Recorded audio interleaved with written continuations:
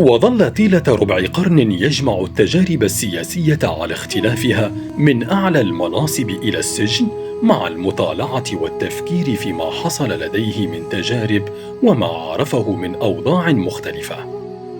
وهكذا توفرت لديه المادة والمؤهلات الفكرية التي ستنبثق عنها مقدمته لتاريخ البشرية، وقد حررها فيما بين سنة 1375 وسنة 1378، معتزلاً في قلعة بني سلامة في مقاطعة وهران الحالية. ولم تلبث عودته إلى تونس أن ألبت عليه الأعداء والحاقدين عليه لأفكاره الجريئة ولصلابة طبعه وكبريائه، فقصد من جديد طريق العزلة متجها هذه المرة نحو المشرق، وانتهى به المطاف في القاهرة، حيث قضى بقية حياته مدرسا وقاضيا.